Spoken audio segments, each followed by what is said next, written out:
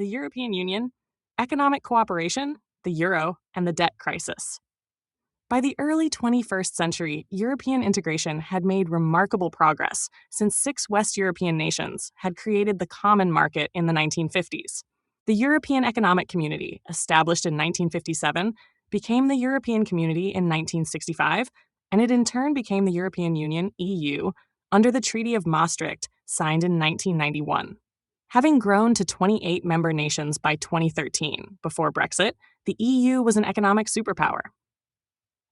The total annual gross domestic product, GDP, rose to more than $18 trillion in 2018, which was almost equal to the annual GDP of the United States and considerably larger than China's GDP, $12 trillion. As agreed under the Maastricht Treaty, the EU embarked in the 1990s on one of its most ambitious enterprises, the voluntary adoption of a common currency. 12 EU nations began to use the new euro in 2002 for financial transactions and the cash payments of daily life, replacing such historic national currencies as the franc, the mark, and the lira. The number of Eurozone countries gradually increased, reaching 19 by 2018, and creating new problems for the stability of the currency when several national governments fell into financial crises as they struggled to pay their accumulating national debts. Pot 1. The euro's value fluctuated in global financial markets, but it quickly became a major international currency and competed strongly against the American dollar. Several EU members chose not to adopt the euro, and many of the new states that joined the EU after 2002 remained outside the euro currency zone, pending further internal economic reforms. In another unprecedented step, a European central bank was established in Frankfurt with the authority to set monetary policy for the member countries. The effects of this monetary policy on each country's social and economic policies, 1821 became a controversial issue in European politics as the various national economies came under a more centralized system of monetary management and as a sovereign debt crisis developed in 2009-2010. A common currency. The debt crisis emerged as several Eurozone countries, including Greece, Ireland, and Portugal, accumulated debts that far exceeded the levels they could manage. Having borrowed extensively during the expansive early years of the Euro era, these countries now faced escalating interest costs, difficulties in procuring new loans, and a possible default on their payments. The problems of the Eurozone on the most basic political and economic levels resulted from the fact that all member nations used the same monetary system, but continued to follow their own fiscal policies for expenditures, borrowing, and taxation. In short, the monetary union of different national states had never expanded into the kind of fiscal union that would normally shape the government budget within a single national economy. When countries such as Greece seemed to be heading toward default on their loans, the whole European economy was threatened because the major European and American banks had loaned large amounts of money to governments that could no longer repay their debts or the accumulating interest. The banks themselves could therefore collapse because of their own financial exposure. In earlier eras, a country such as Greece might have worked its way out of such a crisis by devaluing its currency in ways that allowed for more flexibility in making repayments or in stimulating foreign trade. But the unified euro currency precluded strategies of devaluation or inflationary adjustments. The euro debt crisis, thus tens and 45, spread from Greece and Portugal into the broader European financial system, even though Greece itself, for example, accounted for less than 2% of the total Eurozone economy. 1822 Greek debts. The European Central Bank and other agencies of the EU began providing emergency loans, or bailouts, worth hundreds of billions of euros to avert the defaults that might have caused a collapse of the major European banks and a possible breakdown of the entire euro system. European political and financial leaders were determined to avoid such a breakdown, but the emergency loans were provided with the condition that the countries receiving such assistance must introduce rigorous austerity measures to bring down the deficits in their current and future government budgets. Such measures inevitably meant reductions in salaries, pension benefits, and other support for public sector workers. And the falling government expenditures, in turn, reduced demand in the private spheres of national economic life. Unemployment rose to very high levels, and the weakening economies undermined the secure standard of living that most Europeans had come to expect. Protests spread across Greece, Spain, and other countries where workers were faced with major cutbacks in salaries and benefits. And some Europeans proposed that Greece should be expelled from the Eurozone. Meanwhile, many people in the most affected countries blamed Germany and Chancellor Angela Merkel for the austerity measures that accompanied each bailout, but the Germans were understandably hesitant to provide a large share of the emergency funds unless the governments and populations in the most indebted nations also agreed to reduce their expenditures. Austerity measures. The leaders of the European Central Bank, the EU, and private banking groups all looked for new strategies to diffuse the debt crisis, restore financial stability, avoid a deeper recession, and create a more reliable Eurozone system for fiscal management. Representatives of the various Eurozone governments, spurred on by the Germans and the 1823 French, thus negotiated a plan to create a European Stability Mechanism, ESM, which was a new organization that would raise money in the financial markets of member nations and also raise funds by selling ESM bonds, and then provide loans for indebted governments or for government-funded bailouts of major banks that fell under extreme financial stress. In return for receiving such loans, however, a national government had to show that it was adopting fiscal reforms to ensure that its annual budget deficit remained below a fixed percentage of the national GDP.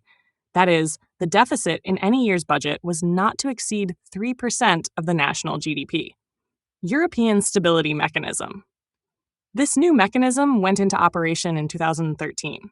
It helped to restore some of the financial stability that was needed to ensure the long-term viability of the euro currency. The ESM was expected to collect more than 500 billion euros for future bailouts or firewalls to protect vulnerable governments. But the Capital Fund actually lagged well below this ambitious goal. It was nevertheless apparent that Europe's political and economic elites, and much of the population in their various nations, remained strongly committed to the euro as an essential economic foundation for the integrated European economy, and as a symbolic affirmation of the European project that had been developing since the end of the Second World War. Although the debt crisis became the greatest economic threat that had yet arisen to the campaign for greater European integration, it seemed that Europe's collective historical memories would help to ensure the survival of the Eurozone. To be sure, opinion polls showed that support for the EU fell significantly as people faced new austerities or considered the unattractive plan for diverting national financial resources into the collective funds of the European Stability 146/1824 mechanism. Neither austerity nor bailouts were popular political policies, and the EU restrictions on deficit spending provoked opposition and challenges in most member nations. Yet those many Europeans who remembered the devastating history of the 20th century world wars were not inclined to abandon their visions of a united, peaceful Europe because of their concerns about a sovereign debt crisis.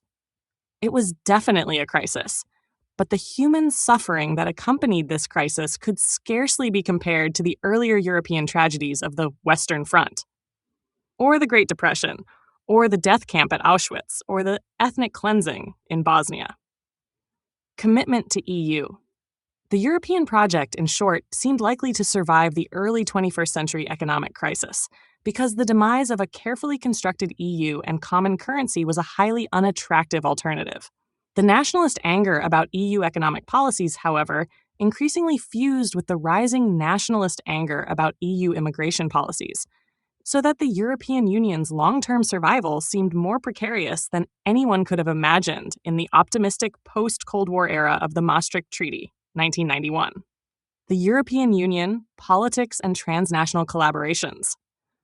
Amid the political, economic, and social challenges of the debt crisis and immigration crisis, the EU remained firmly attached to liberal political and economic models. Although Britain voted to withdraw from the EU, several countries in the Balkans continued to negotiate for possible admission. An applicant nation had to demonstrate its commitment to liberty, democracy, respect for human rights and fundamental freedoms, and the rule of law, which meant, among other stipulations, that would-be members had to have abolished capital punishment. A functioning free market economy was also required. 1825, meanwhile, the EU was deepening in additional ways. The Maastricht Treaty had called for the continued development of common foreign and defense policies. In June 1999, the EU foreign ministers resolved to develop a capacity for collective military action of their own. The EU began to move toward creating an armed force supplementary to, but not supplanting, NATO. The Atlantic Alliance would remain firm, but a new European Defense Agency came into full operation after 2005. The new military cooperation signaled Europe's intention to end its long-term dependence on the United States and to reject the status of an American protectorate. These developments both pleased and disturbed American policymakers who wanted Europe to play an independent role, especially in European matters, but did not wish to see resources drained off from NATO. The EU political and bureaucratic structures did not change as rapidly as the evolving economic or defense policies. The European Commission, with an extensive civil service bureaucracy in Brussels, served as its executive and administrative branch and had the right to initiate proposals for legislation. The European Parliament, elected by a European-wide electorate, supervised the budget and debated Commission proposals. This representative body never aroused much enthusiasm, and voter turnout in the member nations at election time remained low. Although the heads of government held regularly scheduled meetings, the foreign ministers of the member nations meeting as a council also convened frequently to discuss and vote on matters of common interest. The meetings of this council provided an opportunity for the EU to take positions on international issues that extended well beyond Europe itself. It had not been anticipated that the ministers would evolve into the chief policymaking body, but in some ways it tied the EU to democratic support in a way that the European Commission had failed to do. The early impetus for supranationalism in the Union faded, but what remained was the close cooperation of the ministers representing the member states, discussing and making decisions on the basis of a half-century of common values and experience, and a large body of jurisprudence and legal principles under the jurisdiction of the Union's Court of Justice. Each nation saw its stability, prosperity, and security enhanced by membership in the Union, and recognized that the loss of sovereignty had been less than feared. Cooperation or supranationalism? But there was strong opposition to a proposed EU constitution that would have created the framework for a more coherent, integrated political union. Although a majority of EU countries supported the proposed constitution, voters in France and the Netherlands rejected the proposal in 2005, thus stopping the plan for a shared constitution and throwing open the whole question of how the EU might proceed with further political integration. Many 2048 Europeans favored the proposed constitution, particularly for its broad guarantees of social and economic rights and entitlements, but many others expressed concern about perceived threats to European living standards and social values or to specific national interests, especially after the major expansion of the EU membership in 2004. Opposition to EU Constitution, 1828. Europe's transnational integration contributed to a collective European project in many spheres, including sports. The Euro Cup soccer tournament has taken place every 4 years since 1960, creating an intense, continent-wide interest and new national rivalries in which young men collided on athletic fields rather than battlefields. This photograph of the French national team in a 2016 Euro Cup stadium suggests the intensity of modern European sports, as well as the diversity of the athletes in contemporary European societies. Clive Rose, Getty Images Sport, Getty Images. The EU was therefore not likely to develop in the foreseeable future as its more visionary advocates had once anticipated, and the electoral success of nationalist, populist parties in the various member nations posed a developing threat to Europe's entire transnational project. New conflicts created new wedges between the European Union and various national governments. Indeed, The EU itself launched an infringement procedure against Poland in 2018, charging that the Polish government's judicial reforms violated the EU's core principles of democracy and rule of law, and the EU initiated disciplinary action against the Italian government for violating budgetary debt guidelines. Such actions exemplified the rising tensions between the EU and its many national critics, and each conflict showed the challenges that European integration 1829 would continue to face. The broader historical transition toward European peace, however, remained the EU's enduring achievement because, as noted earlier, the continent had entered an unprecedented historical era in which war between the leading European powers seemed unimaginable. Recognizing the significance of this historical transition, the Nobel Prize Committee in Norway awarded the 2012 Nobel Peace Prize to the EU for its multiple contributions to the advancement of peace and reconciliation, democracy, and human rights in Europe. The EU faced multiple threats to its vitality and even its survival in the wake of the Det 1049 and immigration crises. But the continuing collaboration within the EU, as the Nobel Prize Committee suggested, still affirmed the wide support for democracy, peace, and human rights throughout Europe. French-German cooperation, which had been the original driving force behind the success of European integration, remained crucial.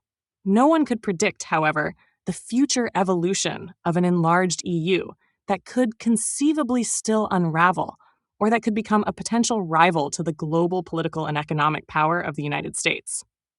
In Europe, the older strategic threat from the Soviet Union was gone, but many Europeans now saw a threat to the European way of life in American-led globalization, which Europeans criticized as a worship of mass consumerism and a materialistic abandonment of social and cultural values. To Europeans, even among admirers of American accomplishments, the EU provided an essential balance to American economic power and to the unpredictable directions of American diplomacy, which broke away from Europe and numerous EU policies after Donald Trump became president of the United States in 2017. Uneasiness over American-led globalization. The new economy, the 1990s and beyond. 1830. The global economy that reemerged after the Second World War seemed to enter a new phase in the 1990s. Globalization was the key word. It meant the more rapid and efficient movement of capital and technology worldwide across all geographical and political boundaries. The United States played a key role in the evolving global economy, but large multinational corporations in Europe and Asia also developed new operations in all regions of the world. An information economy. The new economy was an information economy. At its base was the computer revolution and the internet, a word scarcely known before the early 1990s. By the early 21st century, the internet was in everyone's vocabulary, and the new technology was used by billions of people throughout the world. It provided instant access to all kinds of information and became available through mobile telephones and computers in even the most remote towns, homes, and offices. It also helped to produce a new wave of social and economic transformations, bringing new communications and commercial systems that developed and spread more quickly than any previous industrial changes. Trade expanded. The flow of private investment capital from the industrial nations to the developing countries quickened. Living standards in many parts of the world rose, all tied to the growing trade and investment that linked Europe to the global economy.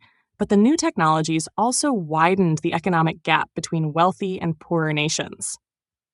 The processes of globalization often threatened salaries and employment in Europe, however, as industrial production shifted to lower-wage countries in Asia, Africa, and Latin America. To enhance competitive power in the global marketplace, large corporations in the United States, Europe, and Asia turned to low-wage labor in poorer countries and bought other companies to become even larger, within and across national lines. Multinational corporations grew in numbers and size everywhere, and there seemed to be little concern over foreign pests. 1831 companies taking over domestic corporations. London regained much of its financial prestige and strength as the financial center for European mergers and amalgamations, which accelerated as never before. 121. Intellectual and social transitions in modern cultures. Intellectual and cultural life does not usually evolve through the dramatic public events or conflicts that reshape politics and economic relations. Yet the transitions in modern intellectual life and social mores have transformed modern history during all the years of international conflict and revolutionary change that we have discussed. People define themselves and their cultures in activities that go far beyond politics and economics. They constantly develop new forms of knowledge, philosophy, religious belief, creative art, and social life, all of which both influence and respond to the transformations of the modern world. Although much of 20th century culture had its origins in the years 1871 to 1914, science, philosophy, the arts, and religion crossed new frontiers or took new directions over the course of the 20th century and set the stage for new trends in the early 21st century. Even to single out a few of these developments will suggest the wide-ranging changes of the contemporary era. The advance of science and technology. Science and technology expanded rapidly in the half-century before the First World War, but scientific knowledge changed even more quickly in the 20th century. Scientific discoveries advanced more rapidly in this era than in all previous human history. For one thing, more scientists were at work. At the opening of the 20th century, about 15,000 1837 scientists were exploring scientific problems. In the latter half of the century, over 500,000 scientists were engaged in research around the world, more than in all previous centuries combined. Over 85% of all scientists who have ever lived have been at work over the last century. The average person in Europe and other industrialized societies experienced the triumphs of science most dramatically in medicine and public health. Nothing in previous medical discovery could equal the contributions of sulfa-drugs, antibiotics, cortisone, and other substances used to combat formerly crippling or deadly diseases, including pneumonia and tuberculosis. Hormones, adrenaline, and insulin were also available to promote health or relieve suffering. Vaccines combated a number of dread diseases, including, after 1955, poliomyelitis. By 1975, smallpox, a dreaded disease in early modern Europe, had been all but eradicated worldwide. Remarkable accomplishments in surgery included the transplanting of vital organs. Apart from the advances in medical science, Europeans benefited from modern technology in almost every aspect of their daily lives. For entertainment, radio and the motion picture became available everywhere. Television appeared after the Second World War, and 21st century computers and mobile phones brought music, films, and other arts within a click of every nimble finger. Washing machines, freezers, frozen foods, and microwave ovens lightened household duties. After 1947, airplanes could fly faster than the speed of sound. Giant aircraft could traverse huge distances in a few hours. Tourist travel to distant parts of the Earth became commonplace. A world of electronics, 1,054 robotics, rocketry, and space technology opened. Many people came to believe that technological solutions could be found for every problem. Medicine and public health. It was therefore a shattering experience when the fatal disease AIDS, acquired immunodeficiency syndrome, appeared in the early 1980s and by the 1990s was assuming global epidemic proportions. Deaths from 1838, the disease mounted, and it was estimated that as many as 2.3 million Europeans were living with the HIV infection in 2010. The disease spread especially in Russia, Ukraine, and some other countries of Eastern Europe, but the new illness affected people in every European society. While medical scientists worked in the early 21st century to devise a preventive vaccine or to prolong the lives of its victims, educational efforts to stop its spread focused on sexual practices, intravenous drug use, and the protection of blood supplies. Uncertainty and anguish increased as people struggled with a physiological threat that was sometimes compared to the Black Death of the 14th century or the deadly worldwide flu pandemic of 1918. Nuclear physics. In pure or theoretical science, the transformation of physics in the 20th century could be compared only to the scientific revolution of the 16th and 17th centuries. Early in the 20th century, scientists had discovered the natural radioactivity of certain elements. German physicists such as Max Planck and Albert Einstein had developed quantum physics and relativity theory, and Einstein had propounded his now famous formula for the conversion of mass into energy, E equals mc2. After 1919, a series of discoveries led to a deeper understanding of the atom. The cyclotron, developed by British scientists in 1932 at Cambridge University, made it possible to penetrate or bombard the nucleus of the atom at high speed. The nucleus, scientists learned, consisted not only of protons, but of other particles like neutrons as well. In 1938, the German chemist Otto Hahn discovered that when he bombarded the atomic nucleus of the heavy radioactive element uranium with neutrons, it became unstable and split into two, which meant that energy trapped within the atom could be released. The implications of this breakthrough in theoretical science were clear. If the atoms in a large amount of uranium were split in a chain reaction, enormous amounts of energy would be released. In the troubled atmosphere of 1939, the possibility arose of its use for military purposes. When the war came, scientists in the United States, including Einstein, 1839, and others who had fled from Nazi anti-Semitism and oppression in Europe, prevailed upon the American government to explore its military use before the Germans succeeded in doing so. In 1942, American and British scientists and European refugee scientists, such as the Italian Enrico Fermi, brought about the first sustained nuclear chain reaction. This in turn led to the secret preparation of the atomic bomb at Los Alamos, New Mexico, and to its use by the United States against Japan at Hiroshima and Nagasaki in August 1945. The first atomic bomb. After the war, even more staggering technical developments followed. The hydrogen or thermonuclear bomb was built independently by the Americans and by the Soviets in 1952 to 1953. It involved nuclear fusion, or the joining together of hydrogen and other elements at great heat, using the atomic or fission bomb as a detonator with a stupendous chain reaction. The first use of nuclear energy was therefore for military purposes, but it held constructive peacetime potential. A tiny grain of uranium, or plutonium, another radioactive element, could produce power equal to almost 3 tons of coal. By the 1990s, over 15% of the world's electricity was generated by nuclear power plants. In France, over 65%. At the same time, the dangers of radioactivity became more apparent, 1055, and alarming. Accidents in nuclear power plants, including the 1986 accident at Chernobyl in Ukraine, threatened the surrounding population and environs with the release of radioactive gases, nor could nuclear meltdowns be ruled out. Popular opposition to the building of nuclear power plants grew in many European countries, as did concern over their proper design and the disposition of nuclear waste. This opposition became most influential in Germany, where the government announced plans in 2011 to phase out all nuclear power plants, but France also began to reduce its reliance on nuclear power after 2018. Meanwhile, Europeans turned increasingly to the renewable power of wind turbines, 1840 and solar panels to replace nuclear power, coal, and other fossil fuels.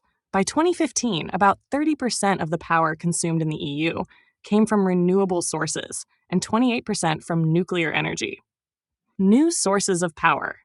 In later years of the 20th century and continuing into the 21st century, scientists used linear accelerators like the cyclotron and even more powerful colliders and supercolliders as atom smashers to explore the nature of the atom and the behavior of its subatomic particles.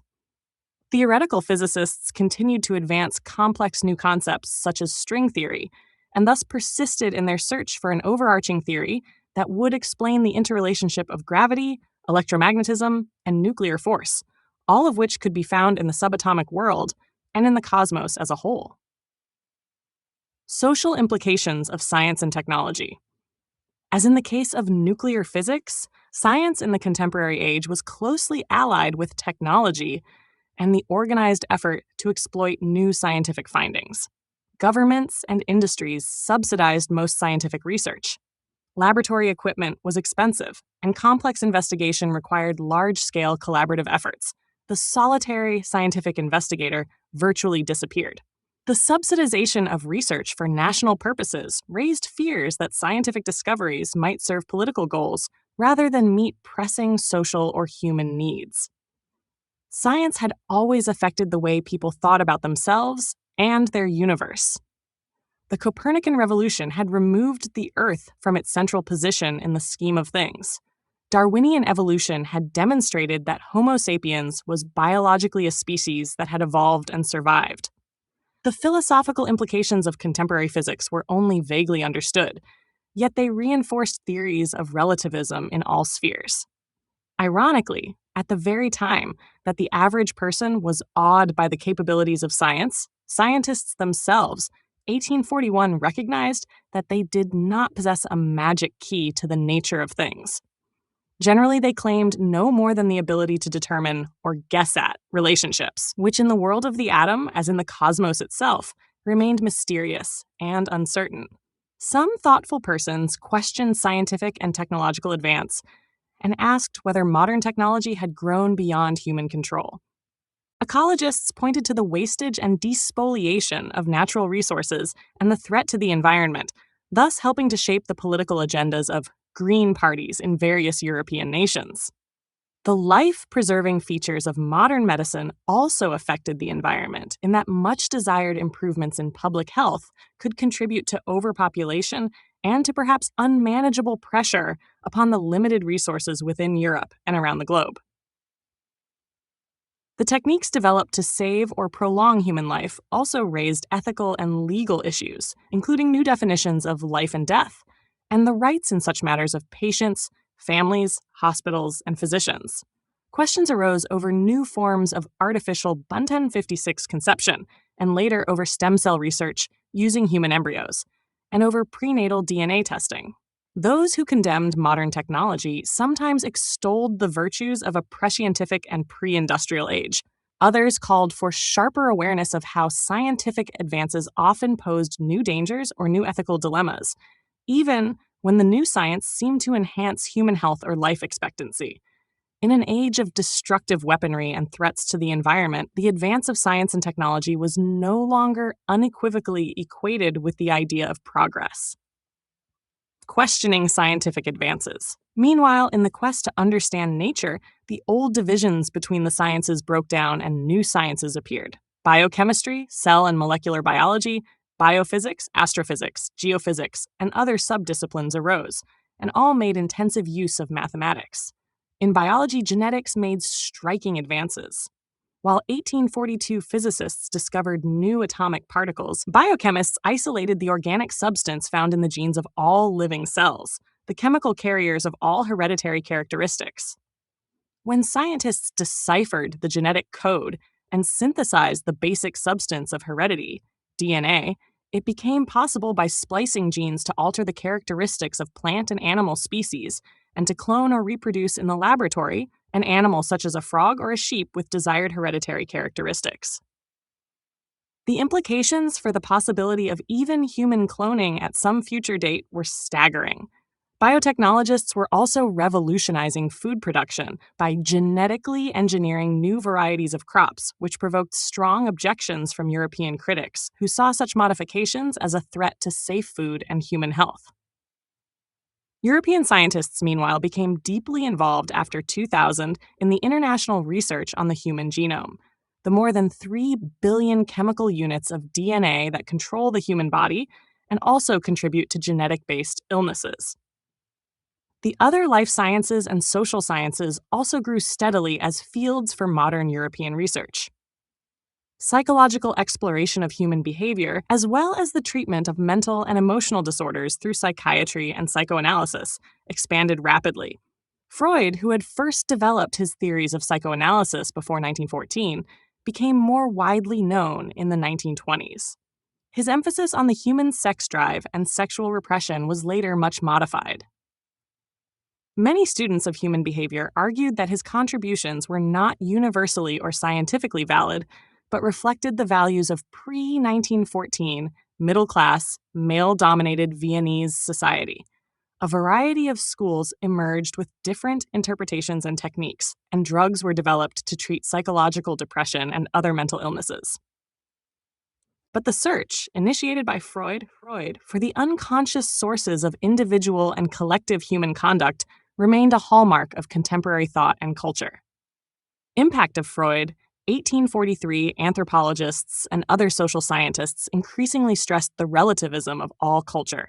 They denied notions of cultural superiority or hierarchies of cultural values, or even that there were objective criteria of historical progress. If Western societies, they noted, made notable progress in science and technology, other cultures accomplished more in self-discipline, individual integrity, and human happiness. The adjective primitive, as opposed to civilized, tended to disappear, and a new cultural humanism recognized and esteemed values that had evolved outside the European tradition. The French anthropologist Claude Lévi-Strauss exemplified this tendency in a series of influential books that developed the ideas of structuralism during the 1950s and 1960s. Arguing that deep cultural structures and rituals in all societies serve common symbolic purposes and help sustain social practices such as family life or respect for ancestors, Lévi-Strauss emphasized the underlying similarities in human cultures, even when the specific content of rituals varies widely in different places and times.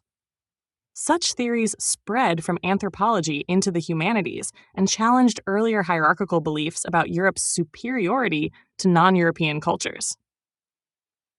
Thaun 57 space exploration. Among the most dramatic developments in science and technology in the second half of the 20th century was space exploration. In the 1950s, the Soviets and the Americans competed with each other as part of the Cold War. Each made important advances in rocket research. Both the United States and the USSR mastered multi-stage rocket launching. The Soviets opened the space age when in 1957 they launched Sputnik, the world's first artificial satellite.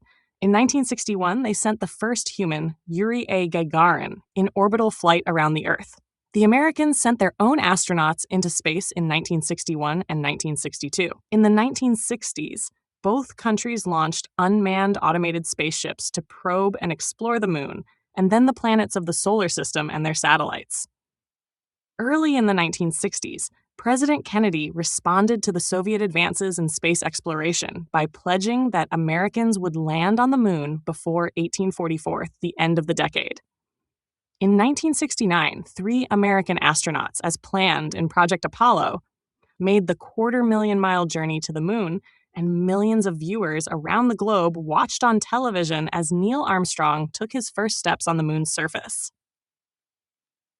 US-Soviet competition. The Soviets conducted their own Improv space probes to the moon, to Mars, and to Halley's Comet, whose behavior had been predicted in the 17th century and 2058, which once again returned close enough for observation in 1986. The Soviets also built a permanent space station and set records in testing human endurance in weightless space. As time went on, Cold War rivalries played less of a role in space exploration, but military objectives were never completely absent. The United States and USSR, and other countries in later decades, launched spy satellites for reconnaissance and information gathering. International cooperation. 1845, European space missions provided another opportunity for international cooperation in the late 20th century. These cosmonauts were preparing for a rocket launch that would take them to an orbiting space station in 2001. Their mission was an example of transnational space programs, because the crew included a French woman and 2 Russian men, and they were launched on their flight from a site in Kazakhstan. Mael Grup, Getty Images. 1846, existential philosophy attracted many adherents in Europe and North America during the decades after the Second World War, partly because it emphasized human freedom and affirmed the significance of individual actions in an impersonal, modern world that seemed to lack inherent meanings. The influential existential author Jean-Paul Sartre sits here in one of his characteristic philosophical and social places, alone at a Parisian cafe. Dominique Berardi, Gamma Raffo Fla. In the 1980s, space enterprise showed promise of international cooperation and was no longer confined to the military superpowers. France, Japan, China, and other countries became spacefaring nations, planning and launching satellites and space probes of their own. The European Space Agency carried out its own operations, launching communication satellites, and also sending astronauts to work with the Russians on orbiting space stations. After the Cold War, the Americans and the Russians began to cooperate in space, most notably in the development and joint use of a Russian built space station. On the other hand, the need for human space expeditions came under serious scrutiny. Many objected to the enormous expense of space exploration when acute social needs at home remained unfulfilled. But its champions in Europe and elsewhere defended space exploration as part of the continuing human effort to cross new frontiers, expand horizons, and explore the unknown. The 20th century may ultimately be remembered, apart 1847 from the destructiveness of its terrible wars, as the century in which humans first set foot on the moon, and with robot spaceships devised and guided by human intelligence, began to explore the universe.